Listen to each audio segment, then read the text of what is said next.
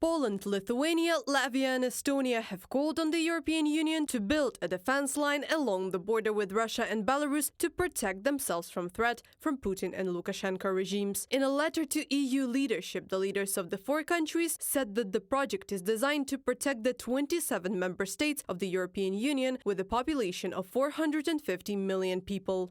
Building a defense infrastructure system along the EU external border with Russia and Belarus will address the dire and urgent need to secure the EU from military and hybrid threats, from Reuters publication.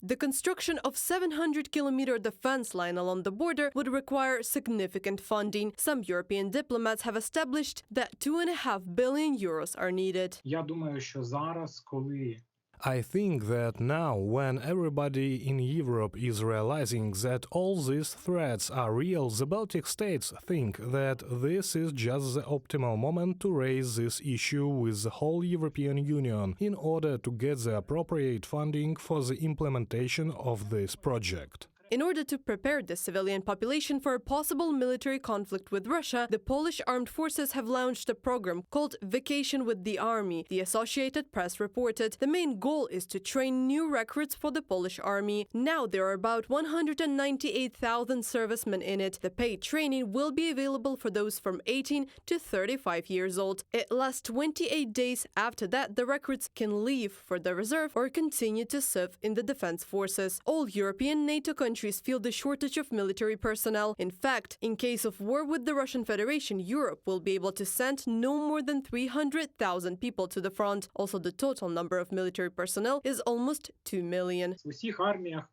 НАТО фактично нестача військовослужбовців. In all NATO armies, there is actually a shortage of servicemen, and it is quite difficult to make up for it, while again there is not much prestige and the feeling of having to defend the homeland in modern Europeans.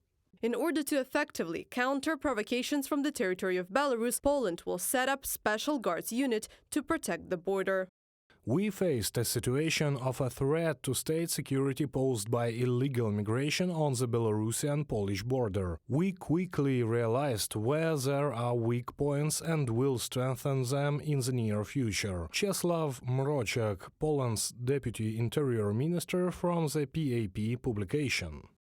Russia's hybrid attacks have affected all EU countries. Finnish Foreign Minister Elina Valtonen has said, countries like Finland, where Russia is instrumentalizing migration against our border, and essentially trying to achieve the same also by causing havoc and coups in Africa, for instance, in the Sahel region.